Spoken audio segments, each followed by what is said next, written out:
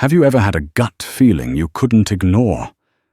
A little voice screaming that something is dangerously wrong, even when everyone else seems happy. For Clara Evans, a 24-year-old waitress drowning in student debt, that feeling came while serving a tech millionaire named Julian Croft.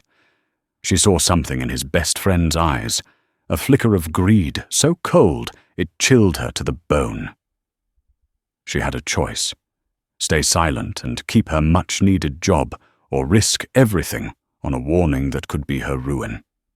She chose to speak, and the next day, a black Bentley purred to a stop outside her run-down apartment building, a silent testament to how one small act of courage can shatter a life or rebuild it into something unimaginable. The Gilded Spoon wasn't just a restaurant, it was a theater.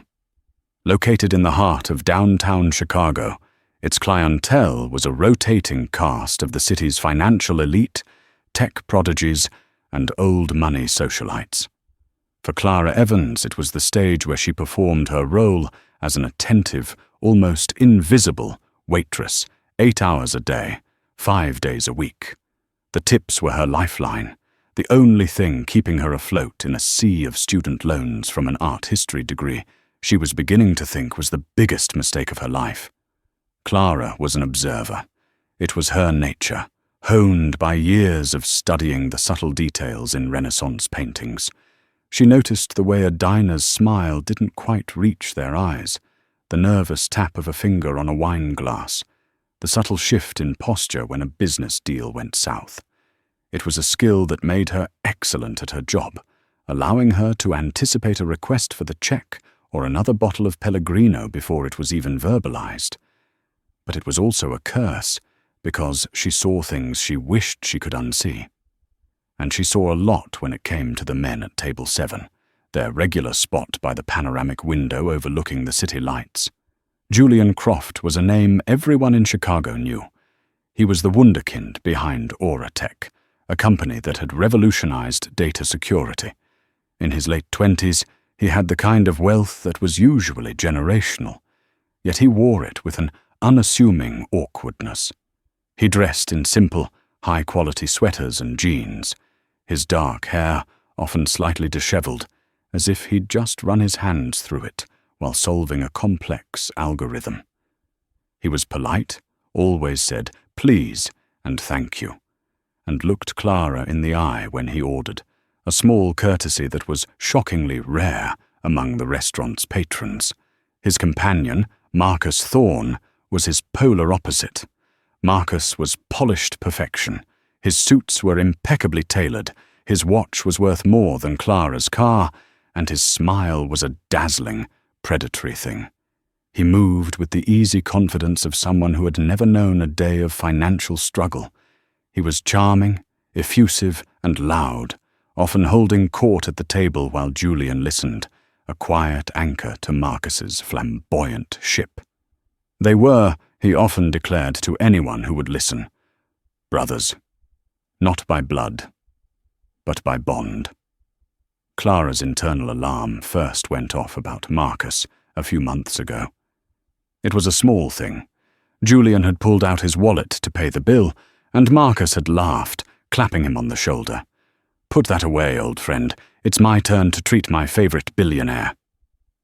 Julian had smiled gratefully and put his wallet away, but Clara, standing a few feet away, saw the sleight of hand. Marcus had used Julian's own black Amex, the exclusive Centurion card that he'd apparently been given access to pay the bill. He hadn't treated Julian at all. He had used Julian's money to create the illusion of generosity. It was a clever, slippery move. Julian, lost in conversation, hadn't noticed. But Clara had. The gesture seemed to encapsulate their entire dynamic, Marcus performing a grand show of friendship, all of it funded by the man he was performing for. From then on, Clara watched them. Not as a waitress, but as an analyst. She noticed how Marcus always steered the conversation toward Julian's business. He'd bring up potential investment opportunities, or can't-miss ventures, his voice dripping with synthetic enthusiasm. "I've been talking to some people, Julian," he'd say, leaning in conspiratorially. "A renewable energy startup in Argentina. The potential is astronomical. They just need a seed investor, someone with vision. Someone like you." Julian, ever the optimist, would listen intently. "Send me the prospectus, Marcus. I'll take a look." "Already in your inbox, my friend. I'm always looking out for you." Clara also noticed the way Marcus treated the staff. To Julian, he was all deference and praise.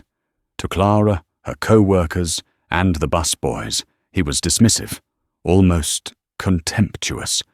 A flick of the wrist to summon her, a condescending sweetheart when he wanted his water refilled, never making eye contact.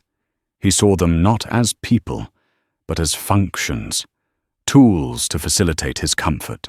It was a stark contrast to Julian, who always made a point to thank Clara by name when they left. Tonight, the dynamic was more pronounced than ever. They were celebrating something. A magnum of Dom Perignon, vintage 2008, sat in a silver bucket beside their table. "To the Helios Project," Marcus toasted, his voice booming slightly. "The deal of a lifetime. Auratech is going to be more than a tech company. It's going to be an empire. And it's all thanks to your genius, Julian." Julian looked pleased but overwhelmed. "It was a team effort, Marcus. You know that. Your connections were invaluable." "Nonsense. I just opened the doors. You built the palace," Marcus said, his smile wide. He then turned and snapped his fingers in Clara's direction without looking. "Girl, more bread." Clara's jaw tightened. She forced a polite smile, retrieved the bread basket, and placed it on the table. As she did, a leather-bound portfolio on the table slid open slightly. Inside, she saw the top of a document. It was a letter of intent between Auratech and some company called Viridian Holdings.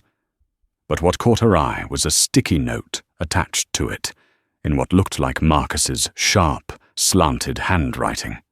It read, "Jay is signing tomorrow at 10 a.m.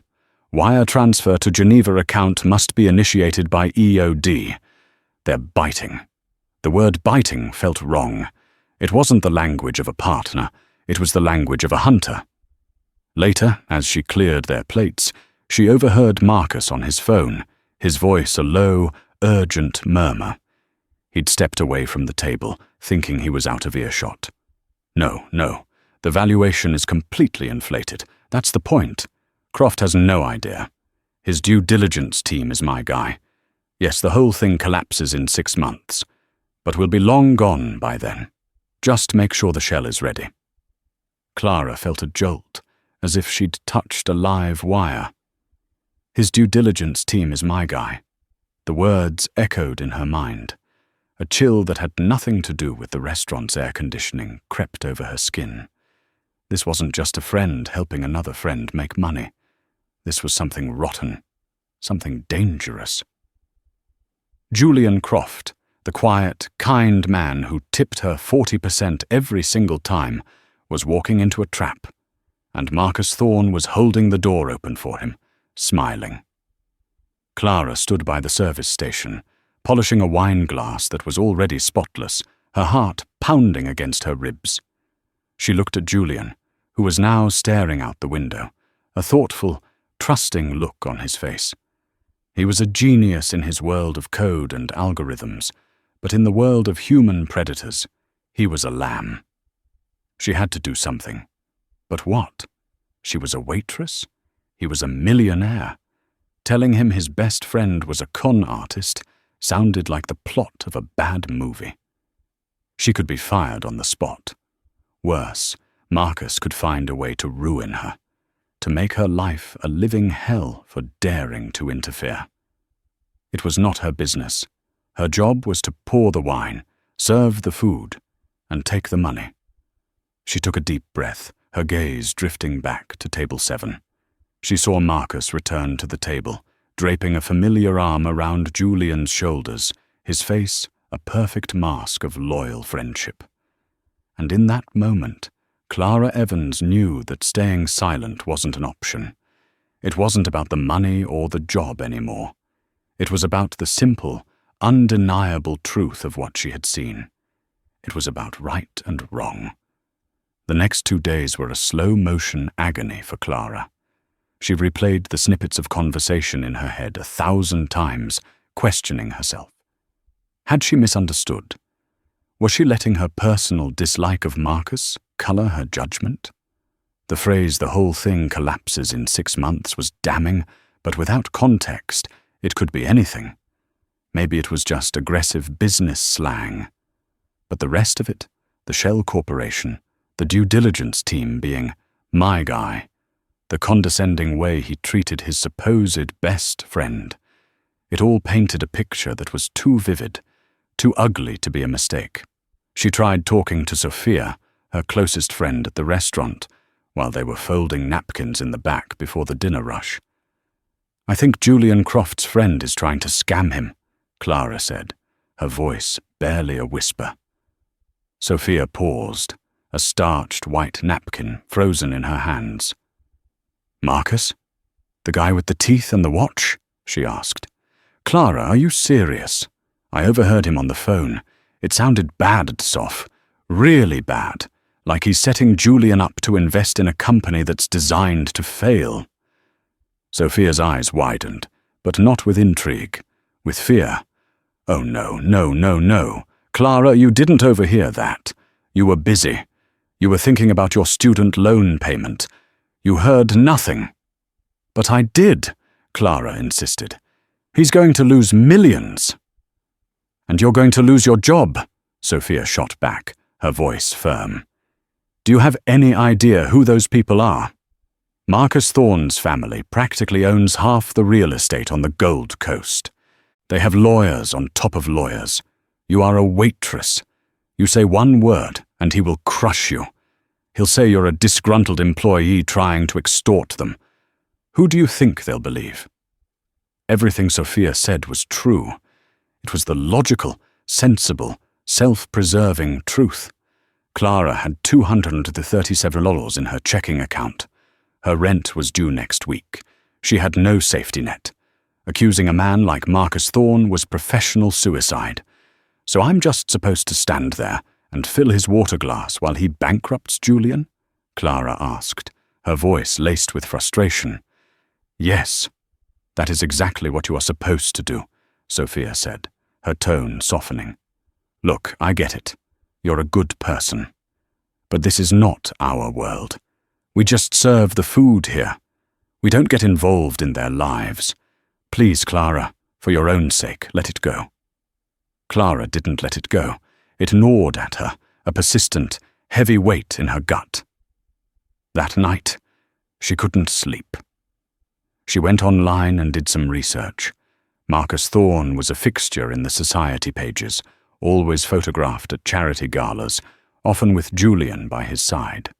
His official bio listed him as a private equity consultant and philanthropist.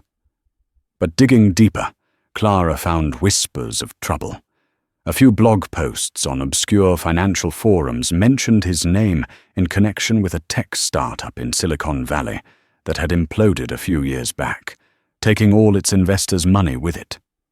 The CEO had faced charges, but Marcus, who had facilitated the initial funding, had emerged unscathed, his name barely mentioned in the official reports. It was a pattern, a ghost of a pattern, but it was there. Then she searched for Viridian Holdings, the company from the document. It barely existed online, a placeholder website with stock photos and vague corporate jargon about synergistic global logistics.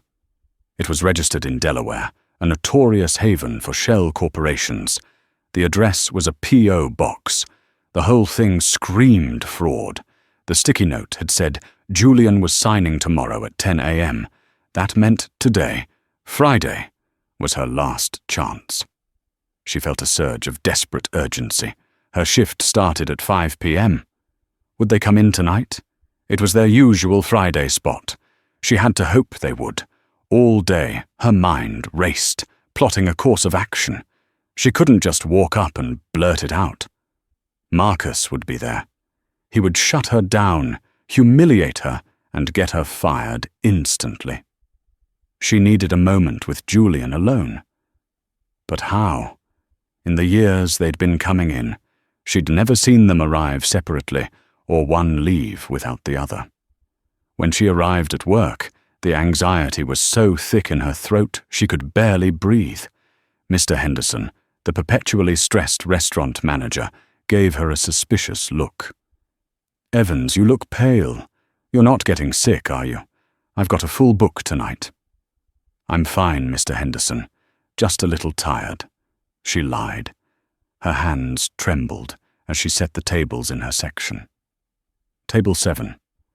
She placed the silverware down with meticulous care, her mind a whirlwind. She would have to be careful, patient. She would have to wait for an opportunity, a crack in their routine.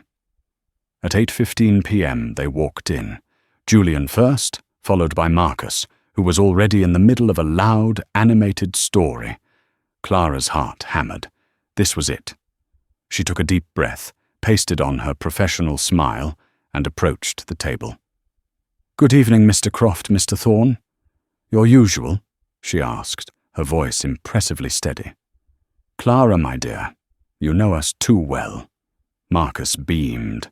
"The Dom to start, of course. We have much to celebrate." For the next hour, Clara served them with robotic precision, her senses on high alert. She refilled their glasses, cleared their appetizers, and listened. The conversation was all about the Helios project and the Viridian Holdings deal. Julian expressed some last-minute jitters, the kind any sane person would have before signing away a fortune. It's a huge investment, Marcus. The biggest one I've made outside of Auratech," Julian said, swirling the champagne in his glass. "And it will have the biggest payoff," Marcus countered smoothly. "Fortune favors the bold, my friend. Don't get cold feet now. This is our legacy." Clara knew her window of opportunity was closing. The 10 a.m. signing was just hours away. She needed Marcus to leave the table. She thought about asking the busboy to spill a drink on him, a desperate, clumsy idea she immediately discarded. She needed something real. And then, a small miracle. Marcus's phone buzzed. He glanced at it, and for the first time all night, his perfect smile faltered. An expression of pure annoyance crossed his face. "Apologies, Julian," he said, standing up. "It's the estate manager for the house in Aspen. Apparently a pipe burst. I have to take this. I'll be right back." He walked away, heading toward the lobby for better reception. This was it. This was her moment. Her heart felt like it was going to beat out of her chest. Her palms were sweating. Sophia's warning, Mr. Henderson's watchful eyes, the very real possibility of ruin. It all screamed at her to stop. But then she looked at Julian's face. He was staring down at the table, tracing the rim of his glass, the weight of his decision visible in the slump of his shoulders. He looked less like a powerful billionaire and more like a kid who was in over his head. Clara picked up a water pitcher, her hand shaking so badly she had to grip it with both hands. She walked to the table. It was now or never. Clara approached table 7 with the heavy, deliberate steps of someone walking toward a cliff edge. The pitcher of water was her prop, her reason for being there. The cavernous dining room, with its low hum of conversation and clinking cutlery, seemed to fade into a dull roar. The only thing in focus was Julian Croft. "More water, Mr. Croft?" she asked. Her voice was a strained whisper. He looked up, startled out of his reverie. "Oh, yes, thank you, Clara." She poured the water, her movements slow and measured. Her mind was a frantic scramble of words. How do I say this? How do I start? He's going to think I'm insane. She set the pitcher down on her tray. Instead of walking away, she stayed put, her hands gripping the silver tray so tightly her knuckles were white. "Mr. Croft," she began, her voice still low, forcing him to lean in slightly to hear her over the restaurant's ambient noise. "I know this is wildly inappropriate, and please believe me, I wouldn't be doing this if I didn't think it was critically important." Julian's brow furrowed in confusion. He looked around, perhaps for Mr. Henderson or for Marcus to return. "What is it, Clara? Is everything all right?" "No, I don't think it is," she said, finally meeting his gaze directly. The honesty and fear in her eyes must have registered, because he stopped looking around and focused entirely on her. "I'm sorry to overstep, but I've served you and Mr. Thorne for a long time. I notice things, and I'm worried about you." A flicker of defensiveness crossed his face. "Worried about me?" "I don't understand." "It's about the Viridian Holdings deal," she said, the name of the company feeling like a lead weight on her tongue. "The Helios Project." Julian's confusion morphed into shock, then into a guarded suspicion. "How do you know about that? That's confidential." "I overheard things, pieces of conversations. I saw a document on your table the other night," she admitted, knowing she was confessing to snooping. "And I heard Mr. Thorne on the phone. He was talking about the deal." She had his full attention now. The air between them was thick with tension. He said the valuation was inflated on purpose. He said his guy was your due diligence team. He mentioned a shell corporation and said the whole thing was designed to collapse in 6 months, but that he and his partners would be long gone by then. Each word landed like a physical blow. She watched Julian's face cycle through a storm of emotions. Disbelief, confusion, and then a rising tide of cold, protective anger. His loyalty to Marcus was a fortress, and she had just thrown a rock at its walls. "That's a ridiculous accusation," he said, his voice low and hard, all the previous warmth gone. "You must have misheard. Marcus is my best friend. He brought me this deal. He would never—" "I know how it sounds," Clara pleaded, her voice trembling now. "I know I'm just a waitress. I have no right. But I also saw him use your credit card to pay for dinner a few months ago while pretending it was his treat. I've seen the way he talks about you when he thinks you can't hear. Please, Mr. Croft, I know what I heard. He's not your friend." The mention of the credit card, a small, specific detail, seemed to pierce his armor for a second. A flash of something. Doubt? Memory? Crossed his eyes before the anger returned, stronger this time. "You're spying on me. On my guest?" His voice was rising now, attracting the attention of the nearby tables. "You're listening to my private conversations and making these insane, slanderous claims. Do you have any idea what you're saying?" "I'm saying you're about to lose a fortune," Clara said, her desperation overriding her fear. "He's conning you. Please, just delay the signing, just for a day. Have someone you trust, someone who isn't connected to him. Look at Viridian Holdings. Look at their registration. Look at their assets. I did. It's a shell, Mr. Croft. It's empty." At that moment, Marcus returned, his face a mask of breezy charm. "Crisis averted. The plumbers in Aspen are apparently miracle workers. What did I miss?" He stopped short, sensing the electric tension at the table. He looked from Julian's thunderous expression to Clara's pale, terrified face. "Is there a problem here, Julian?" Marcus asked, his eyes narrowing on Clara. Julian stood up abruptly, his chair scraping loudly against the polished floor. He looked at Clara with a mixture of fury and deep, profound disappointment.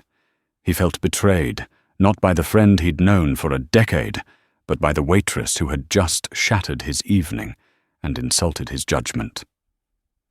"No," Julian said, his voice like ice. "There's no problem. We're leaving." He threw a few $100 bills on the table, far more than enough to cover the bill, but it felt less like a tip and more like a dismissal. He didn't look at Clara again. "What happened?" Marcus asked, following Julian. "I'll tell you in the car," Julian bit out. "The service here has gone downhill." As they walked away, Marcus shot a final, venomous look back at Clara. It was a look of cold fury, of a predator whose hunt had been interrupted. He knew.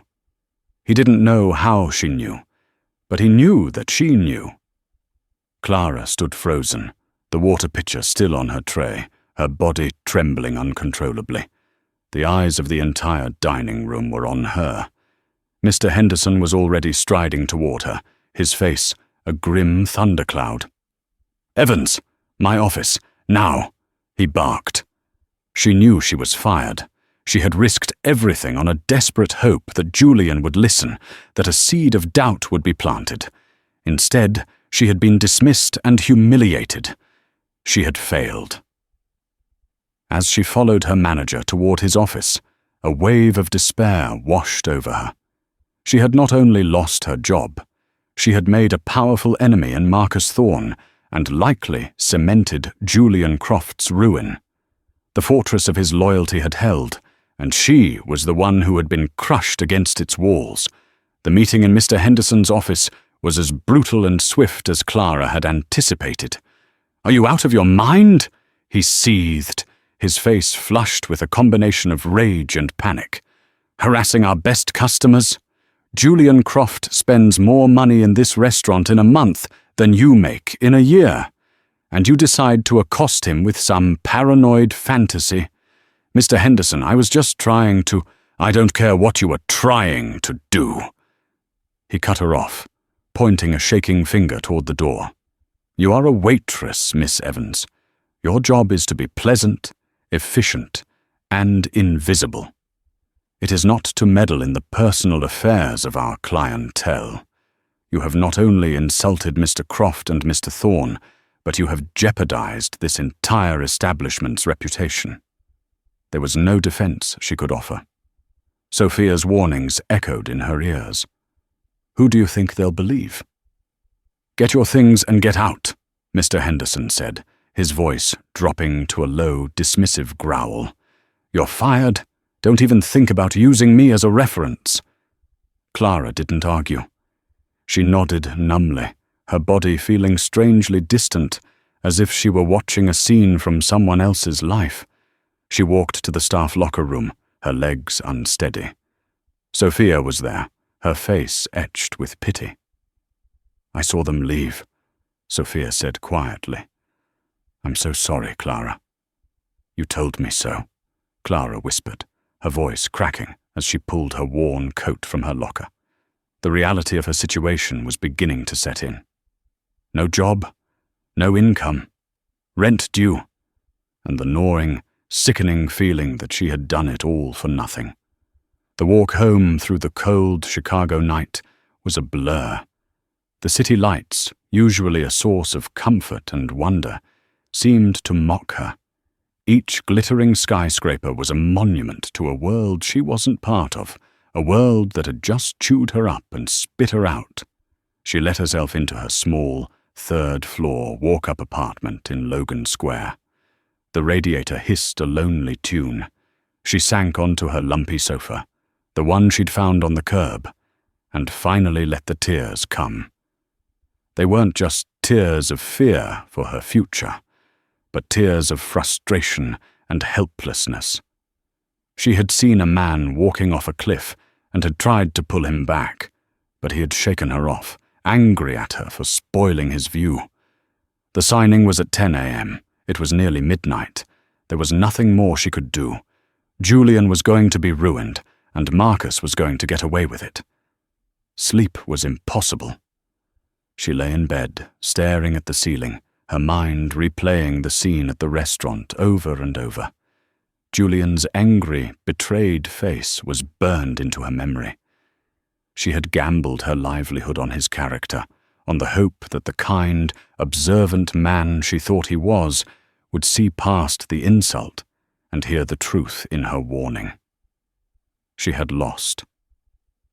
The next morning, Saturday, dawned grey and miserable, a perfect reflection of her mood. She forced herself to drink a cup of coffee and started scouring online job boards for waitress positions, her heart sinking with every click. The Gilded Spoon was the top of the pyramid. Any other job would be a significant step down in pay. At 10 a.m., a profound sense of finality washed over her. She pictured Julian in a sleek boardroom, picking up a Mont Blanc pen, his signature flowing across a document that would detonate his financial life. A wave of nausea hit her.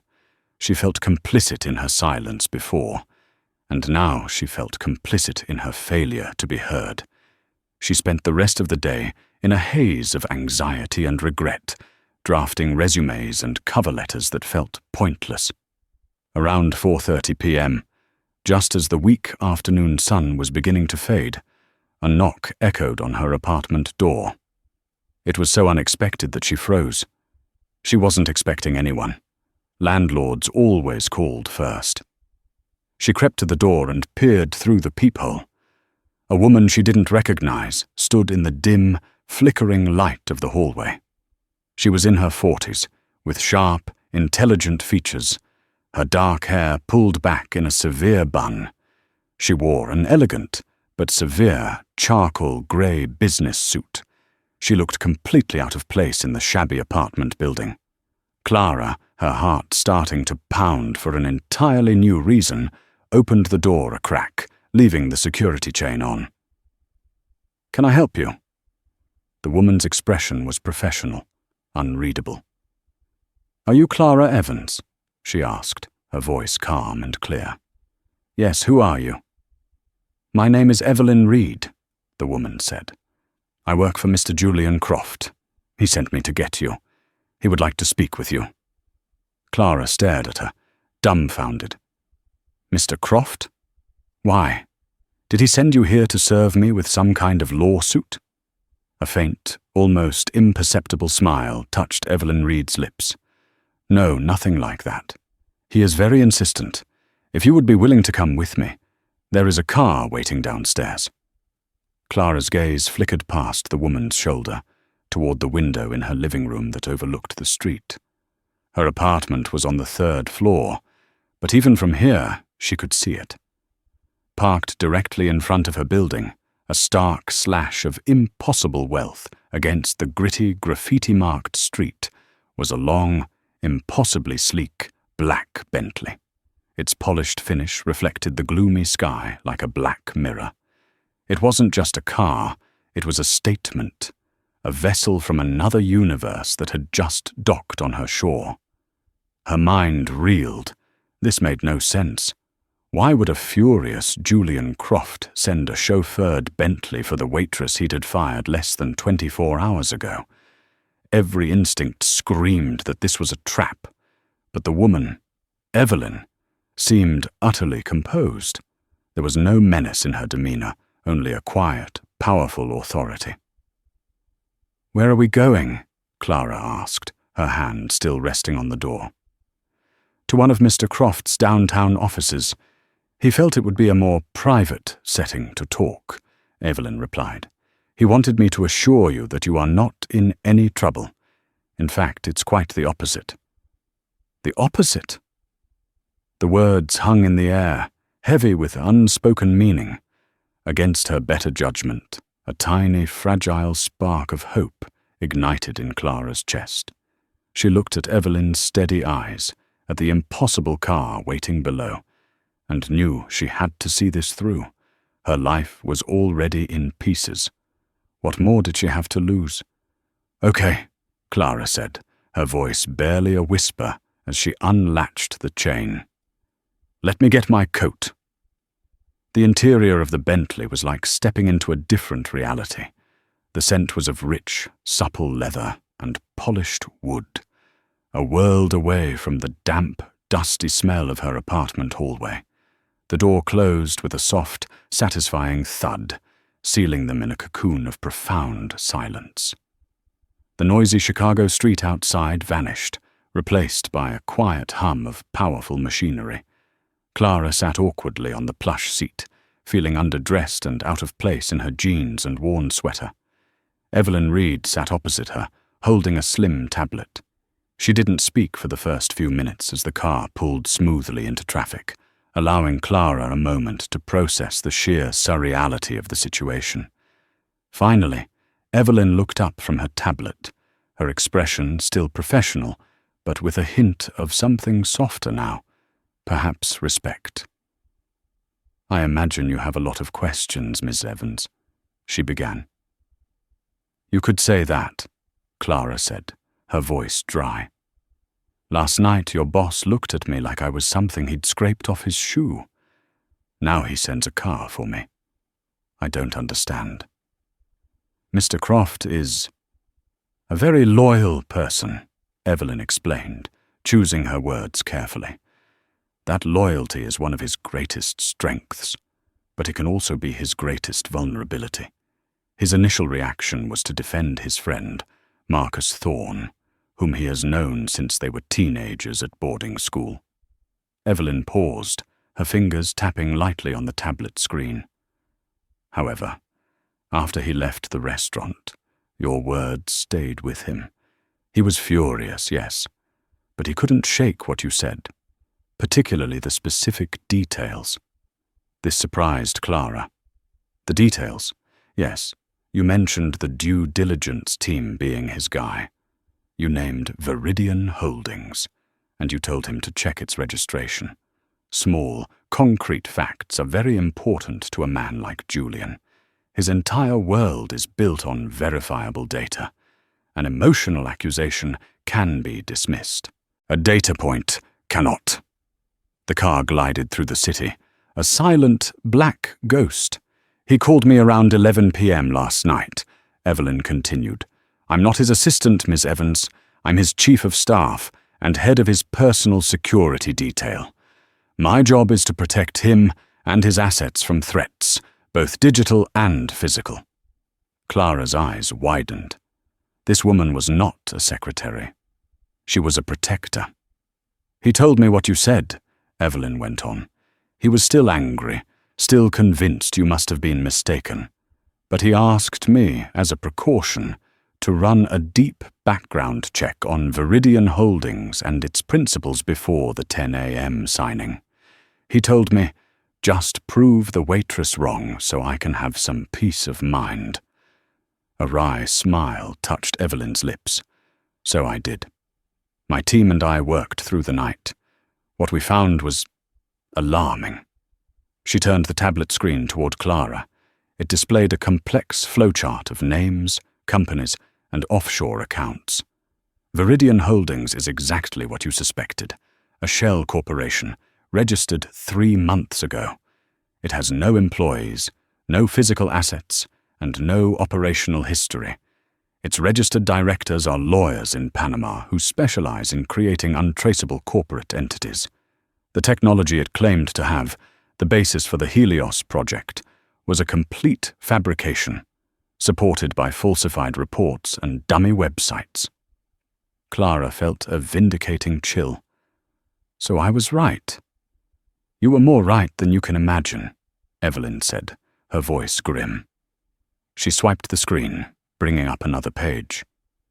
The money from the deal, a wire transfer for $75 million, was not going to Viridian.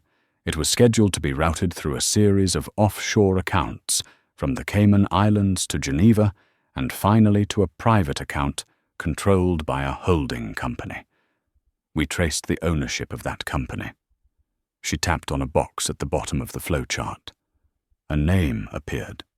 Marcus Thorne. "But it was worse than that," Evelyn said, her gaze hardening.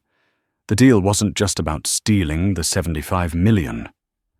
The contracts were structured in a way that would tie Auratech, Julian's company, to Viridian's fraudulent activities. When Viridian inevitably collapsed, as you overheard, it wouldn't just be the investment that was lost. Auratech would be legally implicated in the fraud. There were clauses buried in the fine print that would have triggered SEC investigations and a storm of lawsuits. Marcus wasn't just robbing his best friend. He was planning to destroy his entire company and reputation in the process. Clara felt sick. The sheer scale of the betrayal was monstrous. It was a level of cold, calculated evil she could barely comprehend. "And the due diligence team?" Clara asked, remembering the phrase she'd overheard. The head of the third-party firm Julian hired to vet the deal was a man named Alan Kendrick, Evelyn said, swiping to a photo of a slick-looking man in his 50s. "We discovered wire transfers from Marcus to Kendrick, dating back 6 months. He wasn't just his guy, he was a paid co-conspirator. He produced a 200-page report filled with fabricated data, all designed to make Viridian look like the most promising investment of the decade." The car was slowing now, turning into the private garage of a gleaming glass skyscraper in the loop. "So, the signing?" Clara asked, her voice barely a whisper. "It was cancelled at 9:45 a.m., Evelyn confirmed. "Mr. Croft saw our preliminary report around 8 a.m. I've never seen him look like that. It wasn't anger, not at first. It was just hollow, like a building whose foundations had been ripped out from underneath it." The Bentley came to a smooth stop in a private parking spot. Evelyn turned to face Clara directly. "What you did last night, Miss Evans, was extraordinarily brave. You had nothing to gain and everything to lose. You not only saved Julian from a catastrophic financial loss, but you may have saved his entire company. He understands that now. He feels profoundly ashamed of how he treated you. That's why he asked me to bring you here. He wants to thank you himself. And to apologize." Clara sat in the silent, luxurious car, the devastating truth of the situation washing over her. She had been right. Her gut feeling, the small clues, the overheard whispers, they had all been real. She had stood at the edge of the cliff and pulled with all her might, and this time the man she was trying to save had, at the very last second, looked down. Evelyn led Clara through a silent, minimalist hallway to a large corner office.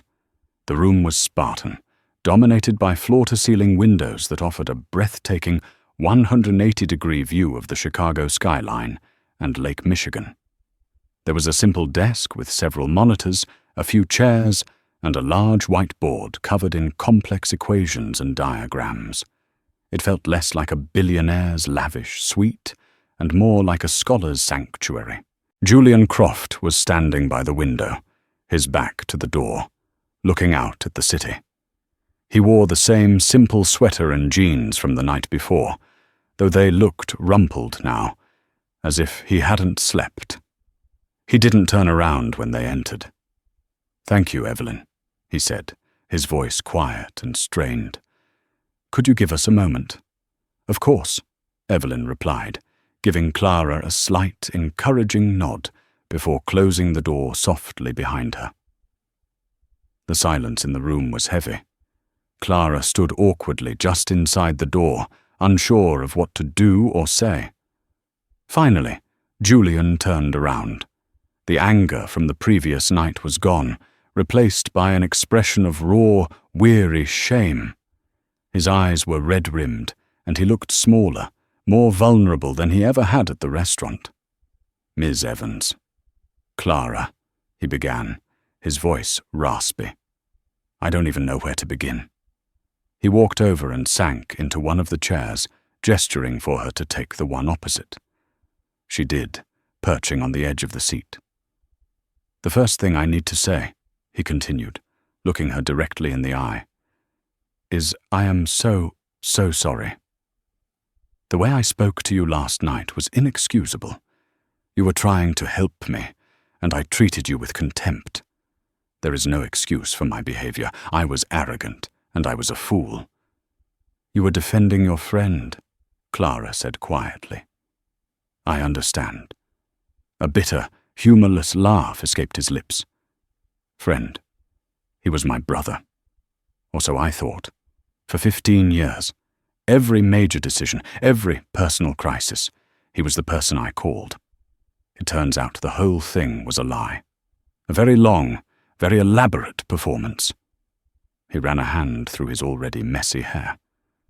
Evelyn told you what they found? Yes, Clara nodded. I'm so sorry, Mr. Croft. Please call me Julian, he insisted. You've earned that right 1,000 times over. He wasn't just stealing from me.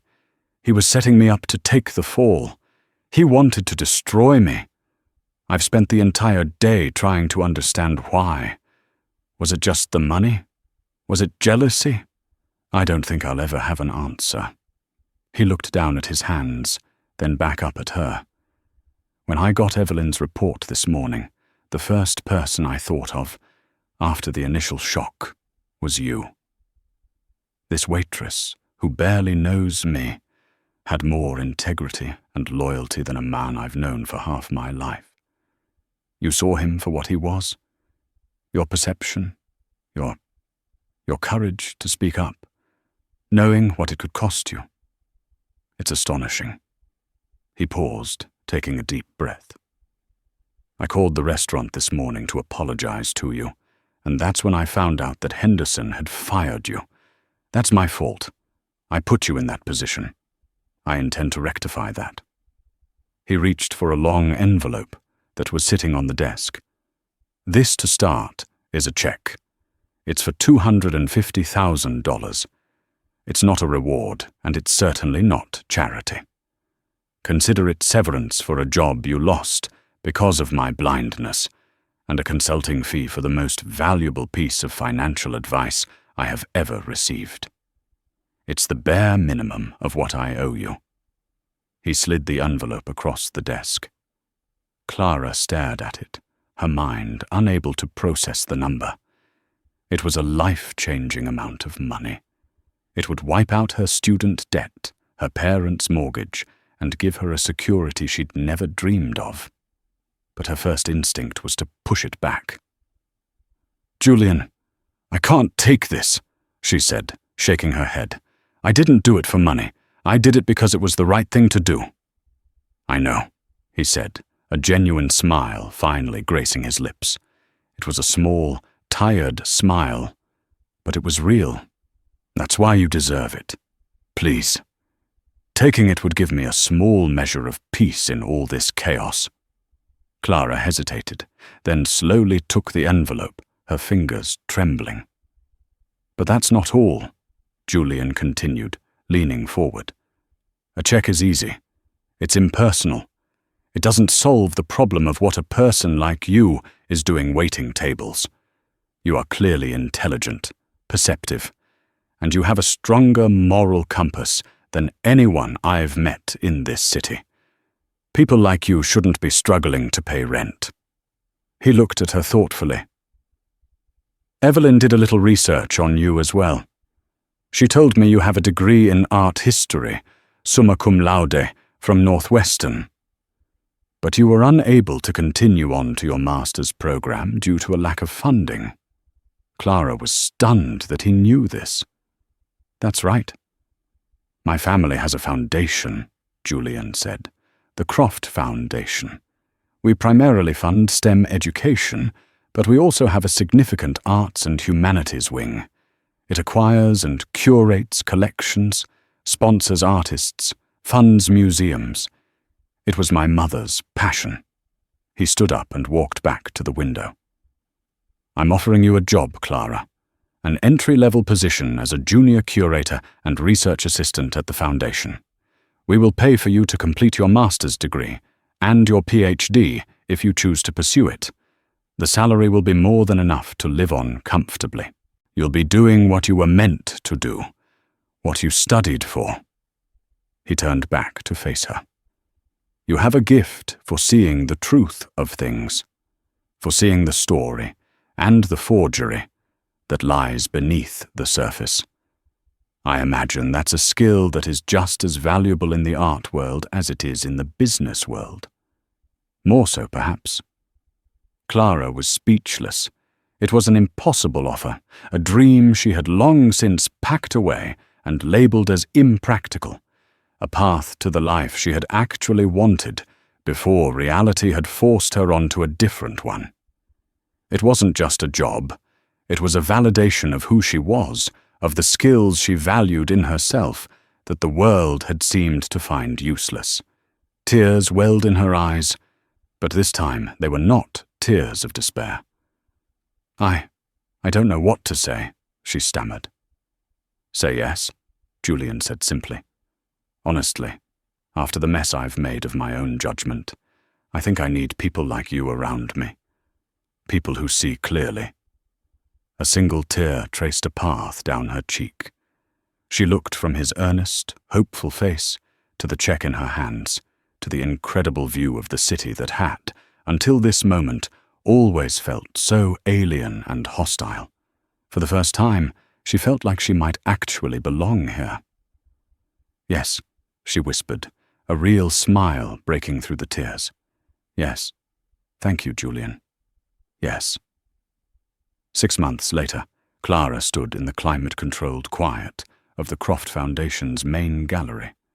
The air smelled of old canvas, oil paint, and possibility. She was no longer wearing the black and white uniform of a waitress, but a simple, professional navy blue dress. In her hand, she held a tablet, displaying the provenance records for a 17th-century Dutch painting, a recent acquisition she had helped vet. Her life was unrecognizable from what it had been.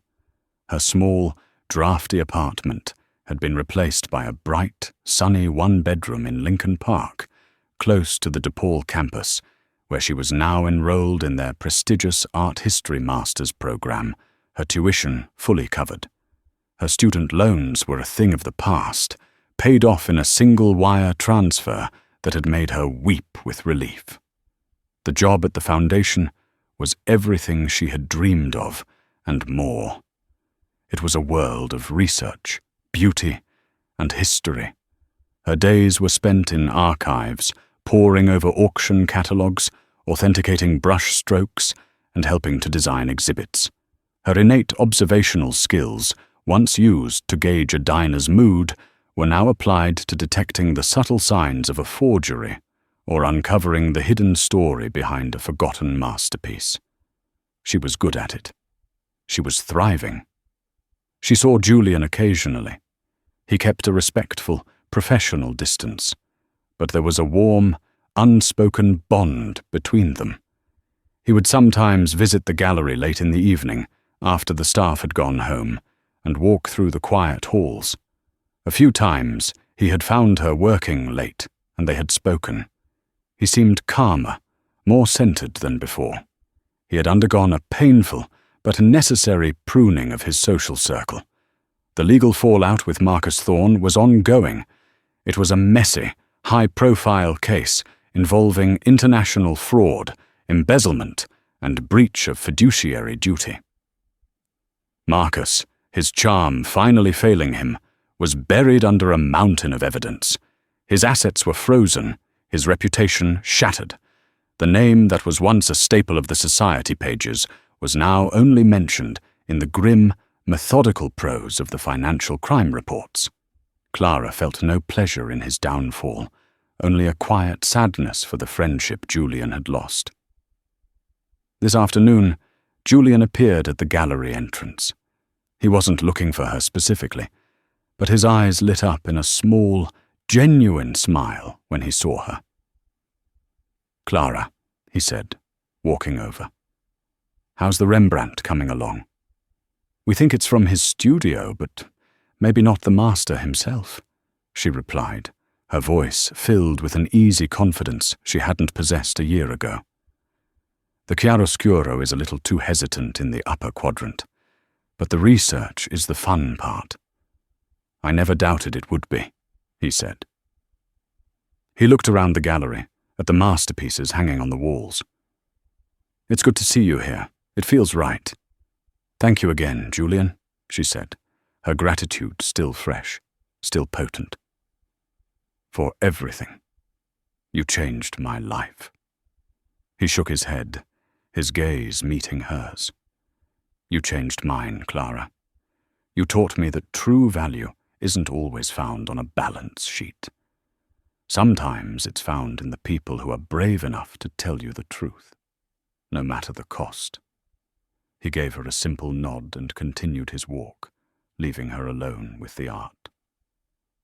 Clara turned back to the painting, but her gaze drifted past it, toward the large window at the end of the gallery. It overlooked the city, the same sprawling vista she had seen from his office, the same city she used to watch from her station at the Gilded Spoon. But the view was different now. It was no longer a symbol of an exclusive world she could only serve. It was her city, a place of struggle and surprise, of betrayal and astonishing kindness, a place where one quiet, terrifying moment of speaking up hadn't led to ruin, but to a life more beautiful and authentic than any masterpiece she could ever hope to study. She had found her place, not by being invisible, but by finally choosing to be seen. Thank you for joining us on Clara's incredible journey. Her story is a powerful reminder that courage doesn't always roar. Sometimes it's the quiet voice at the end of the day saying, "I will speak up." It shows us that integrity is a currency more valuable than any stock or investment, and that one person's perception can change everything. We often think that we're too small to make a difference in the lives of the powerful, but Clara proves that seeing the truth and having the bravery to voice it is the greatest power of all. If her story moved you, please hit that like button and share it with someone who might need a reminder of their own strength. Don't forget to subscribe and click the notification bell so you don't miss our next story. And now we want to hear from you. Have you ever had a gut feeling that turned out to be right? Share your experience in the comments below. We read every single one.